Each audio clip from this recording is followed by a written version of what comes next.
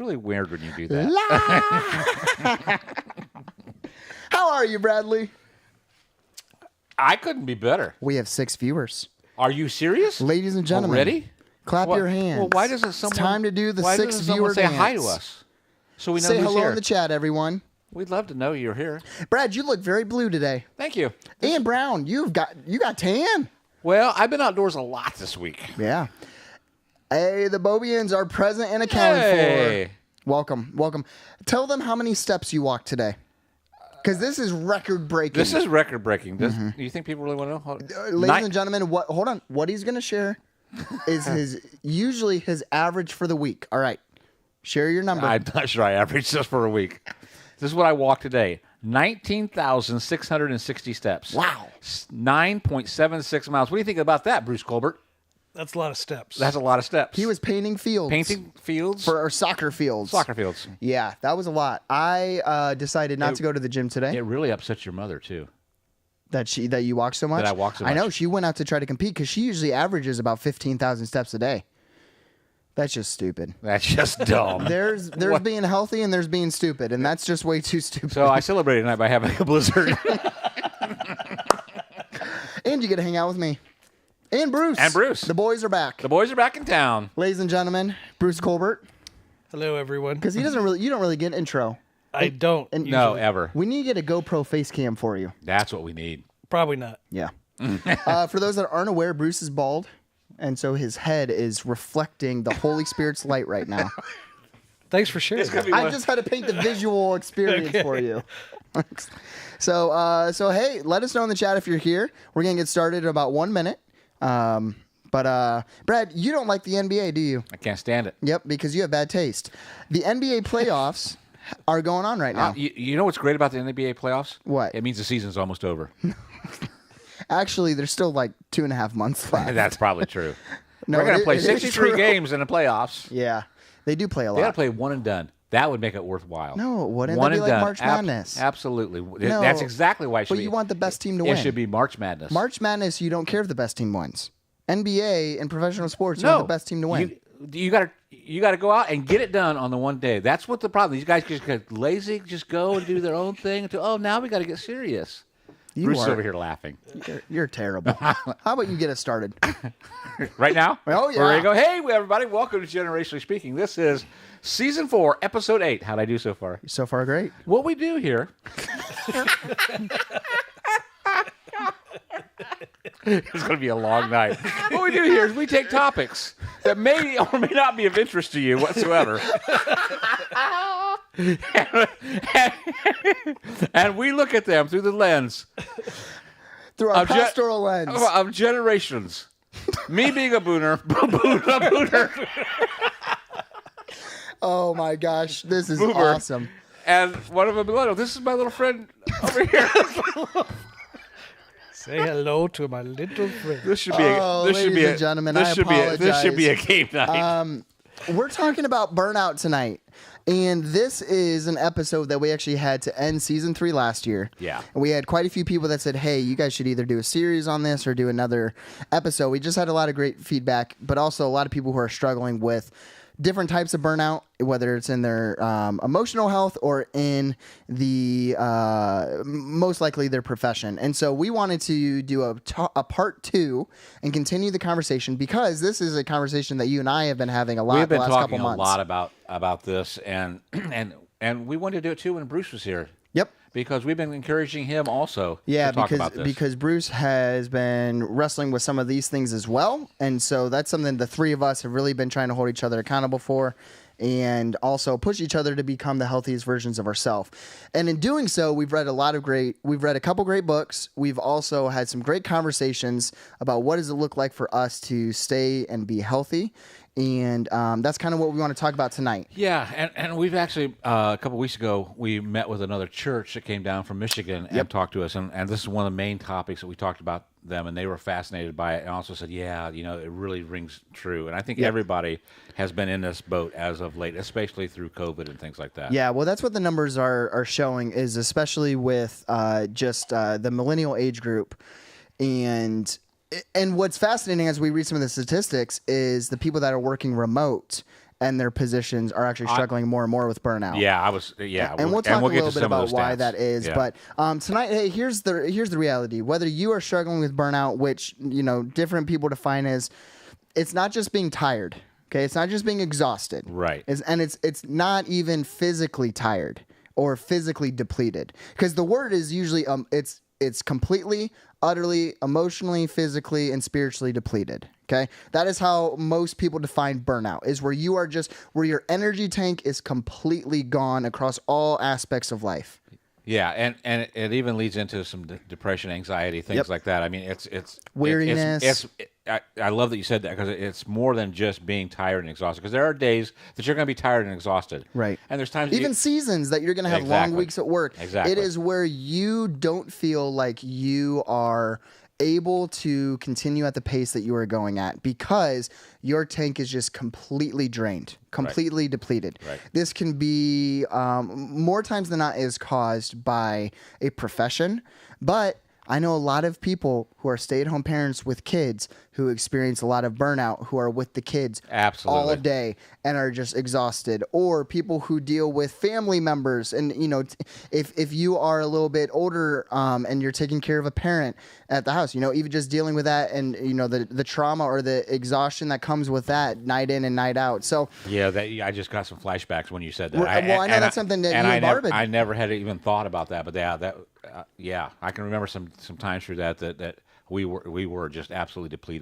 and even going to work was more relaxing Yes. than being at home because of how exhausting that was. And so friends, tonight, here's what we want to do. We want to talk about 3 areas. 1, how to prevent burnout, because it is preventable.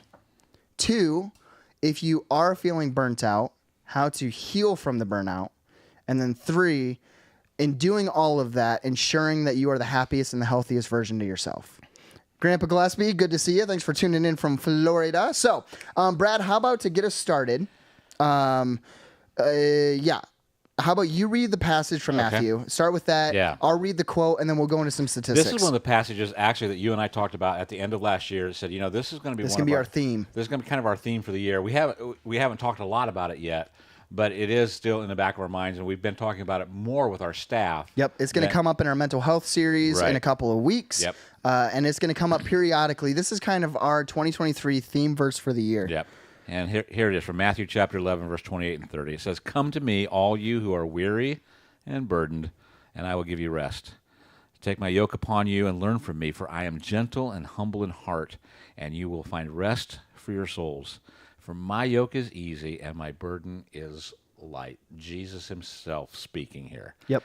And it's such a powerful verse. And I think sometimes, again, we've heard this, and we've heard it, and we've heard it, and we've read it, but I don't know if we've ever stopped and said, what does that really mean for me? Mm-hmm. And there's so many different ways that you can apply this verse to your own life. But I love this picture of we have this works mentality built into us, I think, sometimes, especially as a Christian, where I've got to perform, I've got to do this, I've got to do that. And it's almost to me like Jesus saying, hey, just hold on.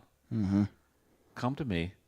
It's easy. It's not that hard. You're making it too difficult. Yep. I was having a conversation with a parent this week who was just sharing how discouraged they felt when their kids' needs weren't being met.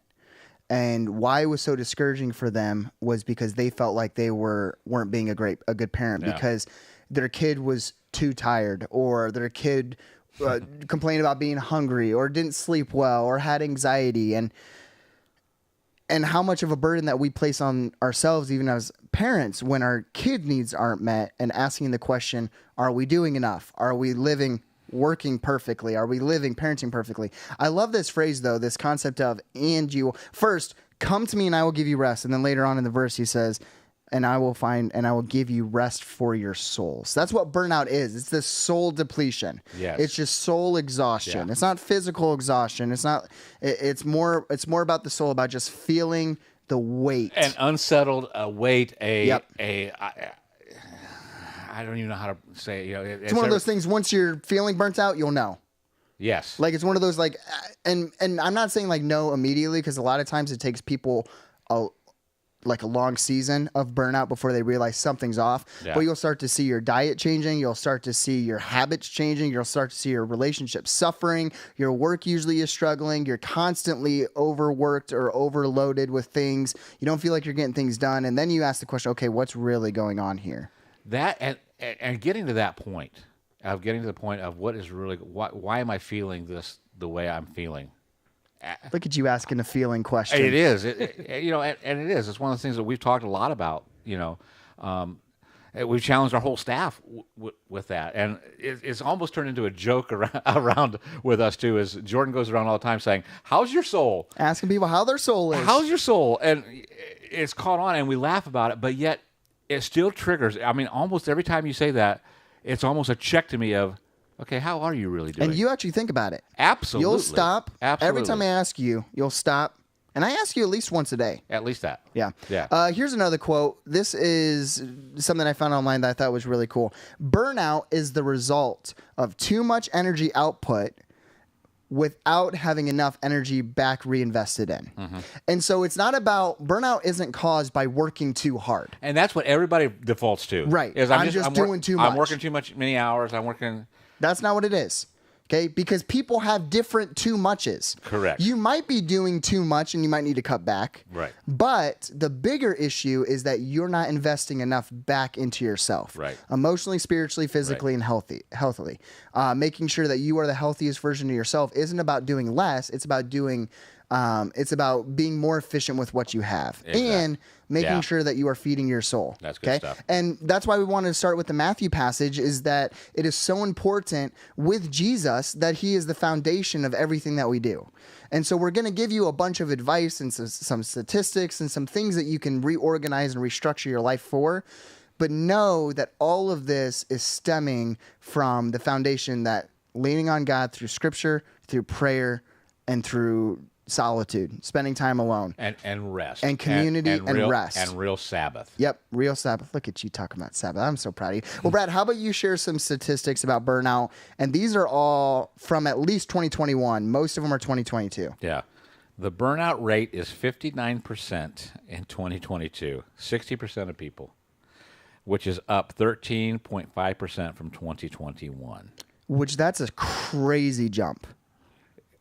Yes. 13.5% is crazy. Well over half the people around are basically burnout. And then 60%. It's not working too hard. It's depleted in their soul. And not filling yourself back up. Right. That's where a lot of people stop, because people's emotional intelligence is so poor that they aren't able to recognize the early signs of burnout early on. And most people think they're strong. Let me rephrase this. Not rephrase this. Let me just share a quick story. Okay. When I was in college, I was working, taking classes, and when I wasn't working or taking classes, I was doing homework, and I got married in college, okay? When I got out of college, the idea of a day off, a Sabbath, was so foreign to me, okay? I started working part-time for Crossbridge. I worked 4 days a week, and then I was working at the Jam Center the other 3 days a week. So I was working 7 days a week. And it was still less work than I felt like in college. And so that's why I told myself, I was like, oh, I'm just working less because I don't have homework. Because I was working a job. I was married, newly married, which is a job in and of itself. Right. And I was taking full-time class hours at Anderson. And so my mindset was, oh, I'm working less, so my body's going to be able to handle it. After 1 year of doing that, I had to stop working at the Jam Center because I was just like, I just can't do it anymore. I remember was that. depleted. And you were not in a good No, it good was place at that impacting point. my ministries. Everything. It was impacting my relationships. And that's the thing I think that we got to get a grasp on is a lot of people get to the point, and if they are doing something, they don't want to cut back with how's it going to get done, how's something going to happen. Right. And yet they're less effective by not taking a break than they are going through. Bruce, would you comment I was to going that? to say that. I was going to ask Bruce if he could speak to some of that too, because We're going to throw him under the bus. Well, a that's little something we've talked about, and that exact idea I wanted him to hit on. Let me preface this with the fact that they didn't tell me they were talking about burnout Until Blizzards tonight. I think I actually saw the announcement At come across 7:30? the app, and I went, "Oh, I wonder why they chose this topic for tonight." Why do you say that, Bruce? Yeah, because Why would we have you on the podcast tonight? so this is definitely something that I struggle with and am in the middle of trying to get better at. I've struggled with it my whole life, but it definitely, doing some reading, some things, and some discussions with these guys, it's definitely something that I am getting some handles now for how to set boundaries, and also, like you were saying, realization that it's not just how much I'm working, it's how much I haven't been putting anything back in. Right. And I did get to, when I've been doing some of this reading, some of the indicators, like you guys mentioned earlier, something about, you'll know it when you feel it. For me, it's like I slid into it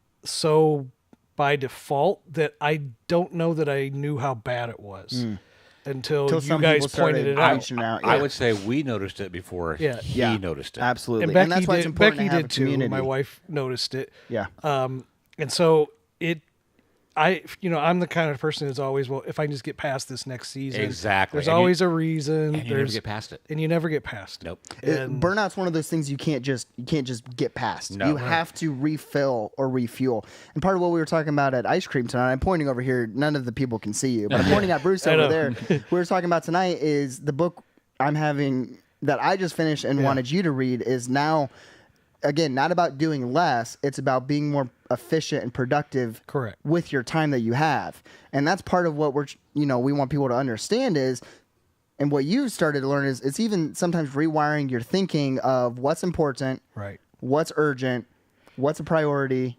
when am I most productive, and stuff like that. And all kinds of little things. The difference between urgent and important. And then just realizing that nobody else in this world is going to look out for your priorities. Yeah, that was Everybody's a great quote from the looking book. out for their own priorities and are usually trying to make their priorities your priorities. Yep. And the only one that gets to decide whether that happens or not is you. Yep. And you have a lot more control over this than you first think you do. And people that's a who hard realization for us. People to who come struggle with burnout usually don't have healthy boundaries. True. With their time, with their relationships, with their work, with their And depending on how they're wired, I mean, if you're a people pleaser, then you don't want to tell people don't want to tell people no. And that's one of my don't big want to things. establish boundaries. I never want to disappoint. Don't want to somebody. disappoint You someone. know, someone wants to meet with you, and you think, okay, I gotta go, and it's a type of person that just sucks the life out of you, basically. Yeah. And what do? You Yep. know. Yep. Well, hey, another statistic. These are from 2022. Manager positions who are burnt out by generation. I thought this was fascinating. 37% of older Gen Z managers, so 25, 26-year-olds, are burnt out right now. 42% of millennial managers are burnt out right now. 27% of Gen X managers, and then 21% of boomer managers. Then the next statistic is fascinating. 86% of full-time remote workers feel burnt out at their job. And the reason being, I think, is because most likely they are isolated and without community. And that's exactly what we're talking about. And I think, and again, my only basis for understanding some of this is our own staff. And I've watched what's happened with our own staff, and you've done an amazing job of leading us through some of this stuff, is because of that community that we're able to walk through this stuff. And so if you're totally isolated out there, it's no wonder that people are struggling like this. I can't even fathom, of course, with my personality type of things, I want to be around people. I can't imagine just sitting. And some people thrive in that.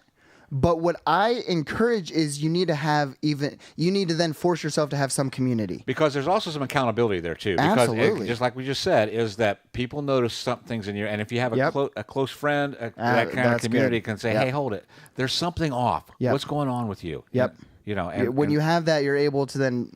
Perfect. That's great. Being able to hold each other accountable and whatnot. So, perhaps that explains you a little bit. This next one, this is jobs with the highest burnout rate in 2022. Some of these won't surprise you. Some of them might. Nurses, fast food workers, social workers, police officers, pastors or ministry workers, air traffic controllers, emergency responders, lawyers, teachers, and CPA individuals. CPAs, especially this time of year. Yeah. Like all of this it all makes sense. They're jobs that are high demand, you're usually dealing with high maintenance people. In the church, we call them extra grace required people. Yep. EGRs. And it's usually very little recognition, or not recognition, affirmation, I guess. And so perhaps it's just if you fit into one of those categories. And there's so many people, I think, that spread out. And again, personality makes a lot of this, but there's so many people spread out in those that thrive on compliments and thrive on words of affirmation and things like that. And some of those jobs just don't get that. Right.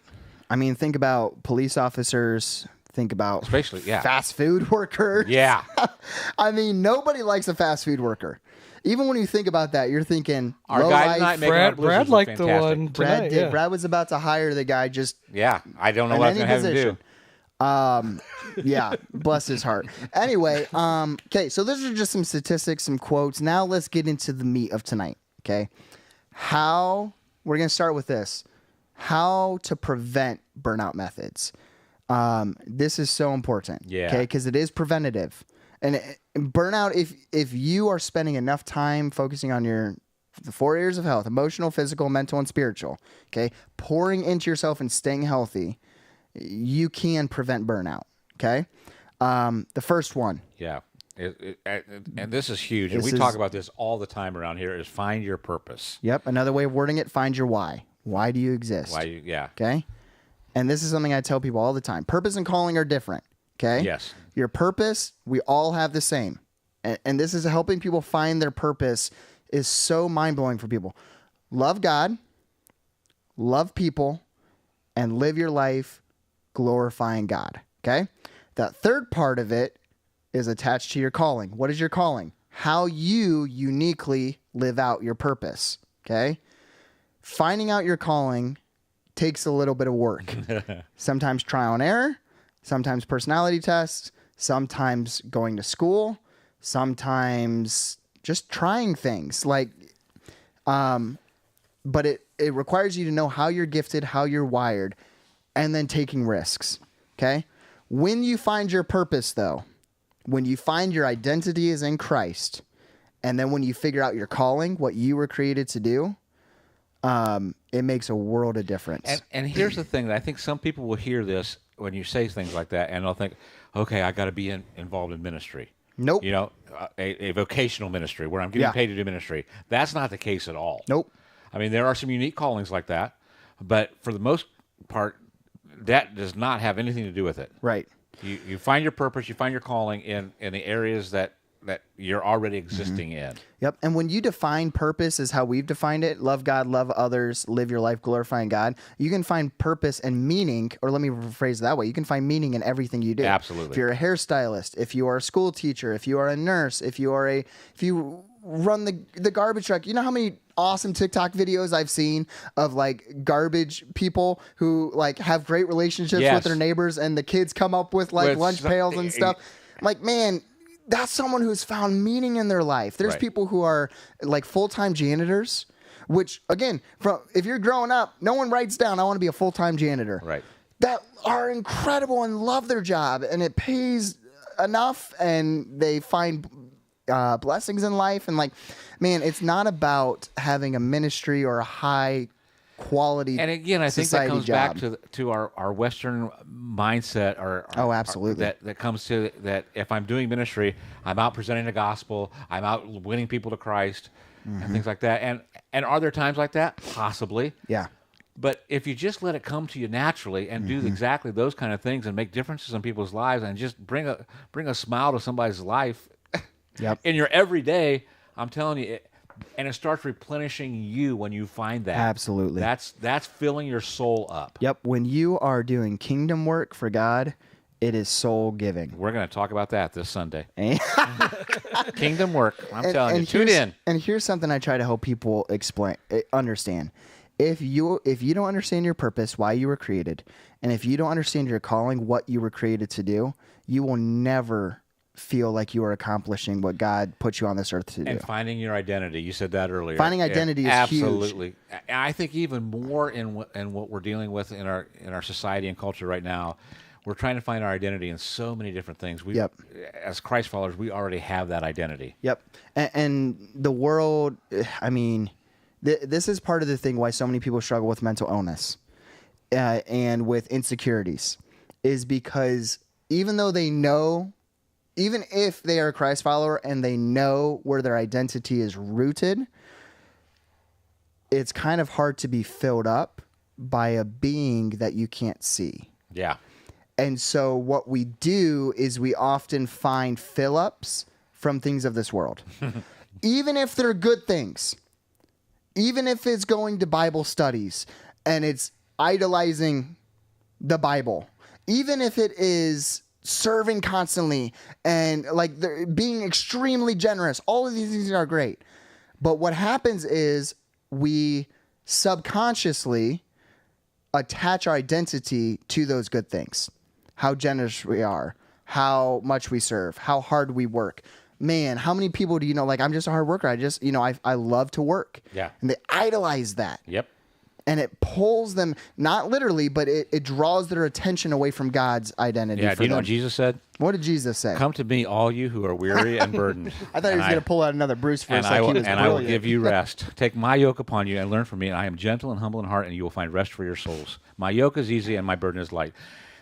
And that's the thing. I think we get in this mindset, even though it's all about grace, we still have this work contract in our mind that we've got to be producing. We're not good unless we are unless we're working. Unless Our worth and our value is what we can produce. Yes. Yeah.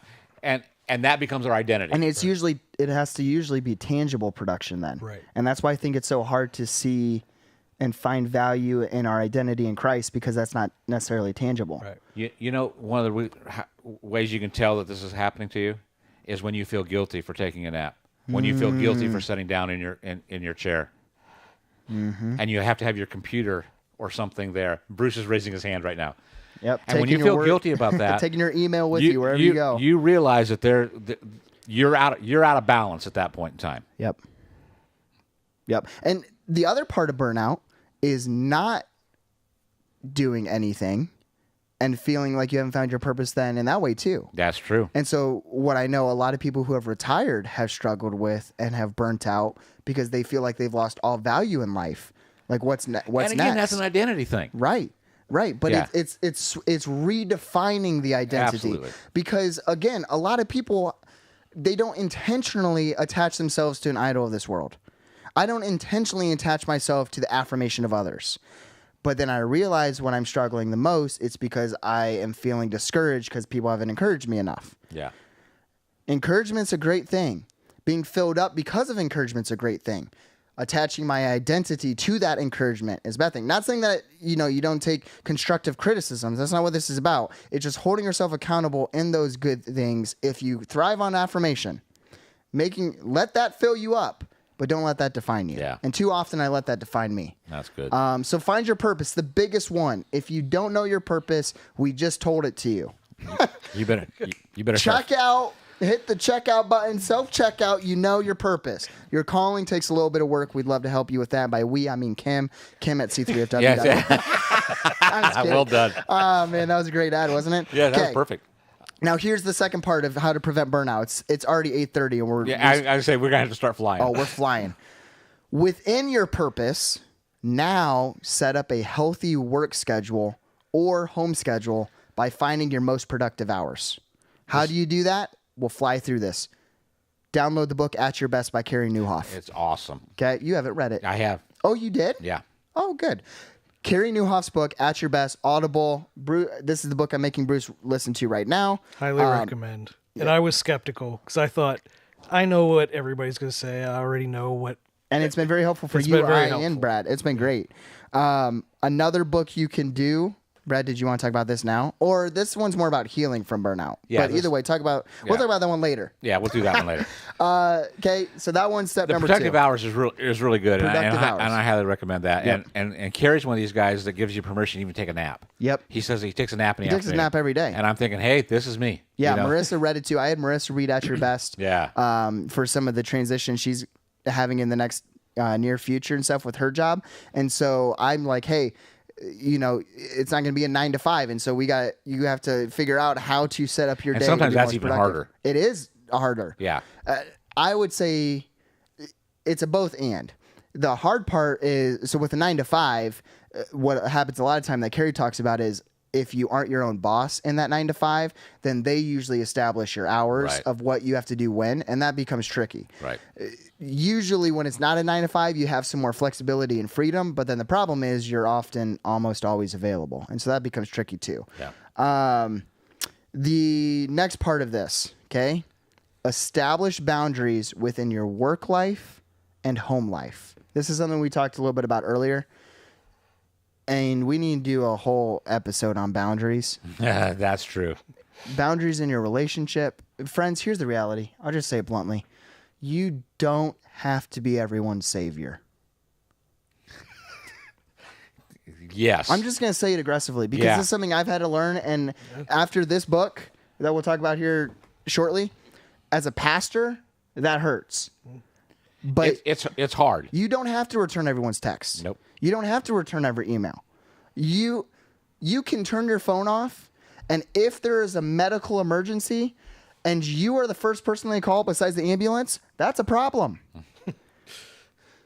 I know worst case scenario. We want to always be available for the worst case scenario. Yep. Those worst case scenarios happen 0.01% of the time. Correct. And the off chance that when you are taken healthy, that happens, which it does happen. Okay. My father passed away at a young age.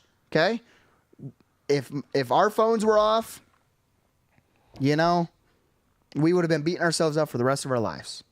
Guess what? Our phones were on. It still happened. Yep. Okay. You can't set yourself up to be miserable because you are scared to disappoint people. Your job, your family, your friends, the zombies who just suck the life out of You're you. right. Dude, we need to hold another. We do. So podcast on that. boundaries. Yeah. That's another one. Boundaries are huge. Okay.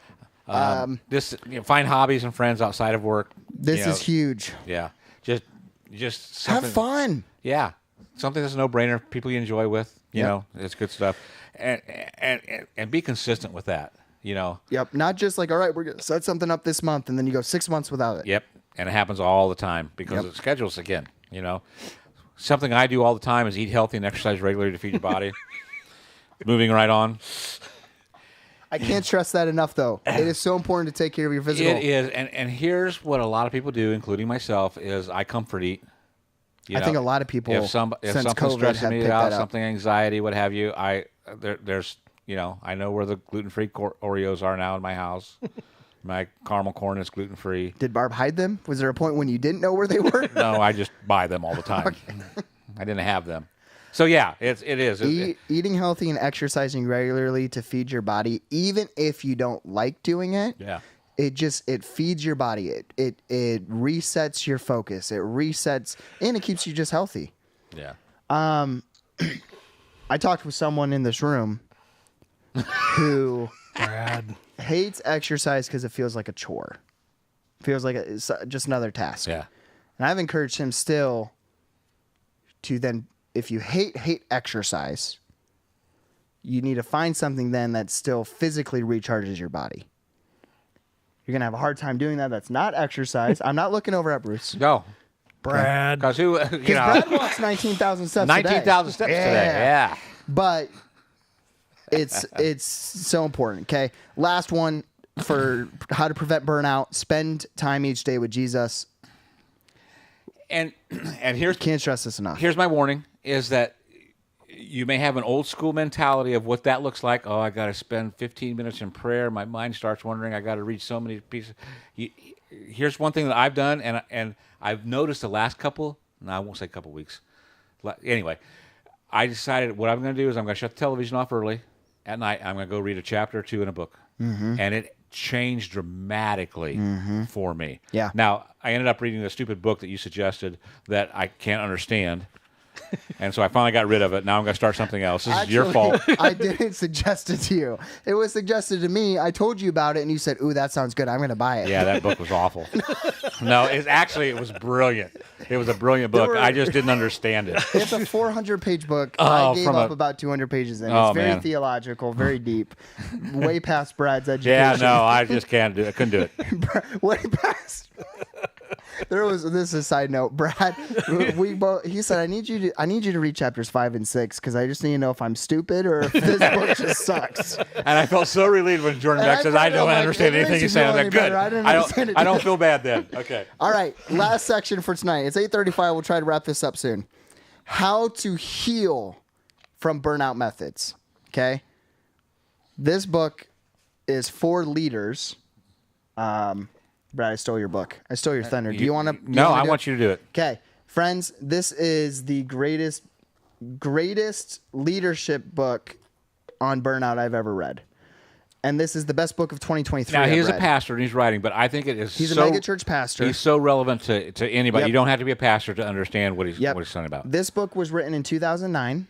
Okay, and some universities, like Huntington University, for all their ministry students, requires them to read this before they graduate. Yeah. Okay. He was someone who burnt out after 20 years of aggressive ministry. He's a type A dominant person. He's a go, high performer, and he burnt out. And he realized, like, I think I need to quit. And instead, he did some of these things to heal from burnout. First thing he suggests, you need to take an extended leave of absence from whatever it is to recharge your battery if you can afford it. And if your place of employment would allow it. Right. You know. Right. Depending on what type of employment, obviously would be trickier. But even if you have vacation time, okay, if you can take off a few days, a week, and then use that time to recharge. And he breaks it down in detail of what that looks Right. like. This book is called Leading on Empty, for those who were wondering. Yeah, and Leading on Empty. It's amazing. Okay. And if you're into reading another book, you talked about the Carey Nieuwhof book. There's also one. Oh, yeah. What's his one? Didn't See It Coming. And that was about And his that was actual he burnout. actually burnt out to the point that it was Yep. scary. Yep. And so that's another great book. So if you're a reader and you want to read more about burnout, these two books, those three books are fantastic. Yep. Hey, second step to heal from burnout, begin therapy. Yes. And a lot of times professional therapy will help you discover some unhealthy habits that are causing your burnout, such as, like Bruce was saying, fear to disappoint people, perfectionist mindset, finding your worth in things outside of Jesus. Okay. Therapy can really help you figure some of those things out. And depending on your therapist, they can also help you establish a routine and boundaries. Okay. Next question. Next thing, ask the question, am I doing what God created me to do? Yeah. This is a scary question because it requires you to, if you find the answer and you find out the answer is no, it requires you to change what you're doing. Right. And a lot of people, that's scary. And you have to ask some hard questions in there too. Yep. Yeah. And some people change things like in the middle of their life. Like they do things for 15, 20 years that they were called to do for that time. Yeah. And then they start to feel burnt out and asking the question, what's that? That's what Trevor's dealing with right Absolutely. now. Our youth pastor, we've already announced and we've already begun the search for a new youth pastor, but he's stepping down from youth ministry because he's not passionate about it anymore. He feels his calling shifting a little bit right now. Right. It's been 14 years and that was a tough question for him to ask. And he's done. And it took him 8 months of struggling with this question to Really finally wrestling with it. really figure out, like, hey, this is what I'm feeling and this is what needs to, move on. So, and then here's some things to restructure. Look at restructuring your work schedule to accomplish the most in a healthy way. That's part of what Carey Nieuwhof talks about in At Your Best. Look at restructuring your diet and exercise routine. Brad can speak to this really well. To get the most out of the calories you're putting in your body and the exercise you're putting out. And just starting something. I mean, again, you don't have to change this whole routine thing. Just do Right, you don't have to go keto. Just do something. Just start something. It can be walking for 10 minutes in the morning. Absolutely. It can be trying to eat more vegetables. It can be drinking more water. Drinking more water is huge. I know you hate water. Or Diet Dr. Pepper. Or Diet Dr. Pepper.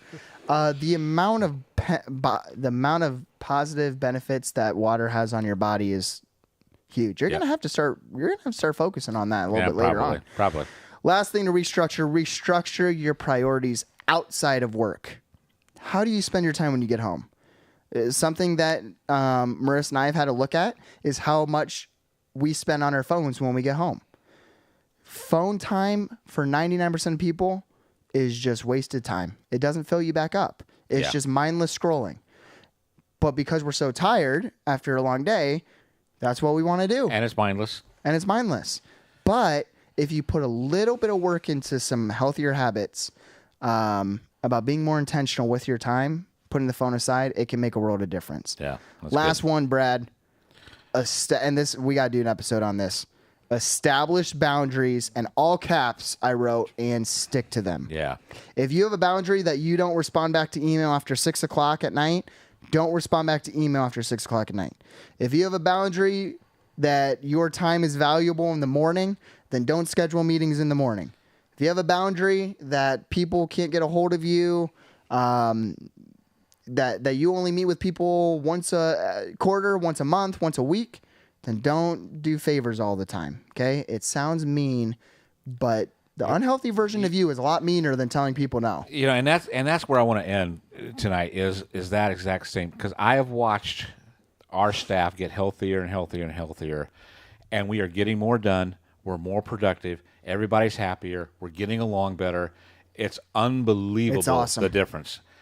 It's awesome. And our statement around here is we want the healthiest version of you. And because that's what we need. And I'm telling you, I've watched it in people, and it makes an incredible difference. Yep. Yeah. Hey, friends. Another great conversation. Bruce, thank you for joining us. Yeah. Thank you for being our guinea Bruce, pig. you have any final thoughts? Words? I was just thinking real quick back to something that Dan, your dad, taught us many, many years ago, and I keep coming back to this. I don't know why I forget it in my life, but he always had us do that exercise where you list 3 columns of things. Mm-hmm. What do you enjoy doing? What drains you? And then what puts energy back into you. Mm-hmm. And we find that we tend to fill our lives, that we keep thinking we need to fill our lives with more things that we enjoy, when we really need to be finding more time to do the things that re-energize us. And those are two very different things. Yep. Yeah. Absolutely. That's good. And for some of you, this is just going to start the journey. It's getting you to think, okay, am I depleted? How do I fill myself up? And maybe the books, conversations, what have you, but start the process of getting healthy. It will change everything. It will change your relationships. It will change your marriage. It will change your work. And change your family. For those of you who have kids, start having this conversation with them too, because they are just so busy right now, 24/7. And slow down. Yep, slow down. So, hey, friends, thank you so much for joining us tonight. We are looking forward to game night in a couple weeks. Until then, we hope to see you on Sunday in person or online. Have a great rest of your evening, and we'll see you next time. Good night.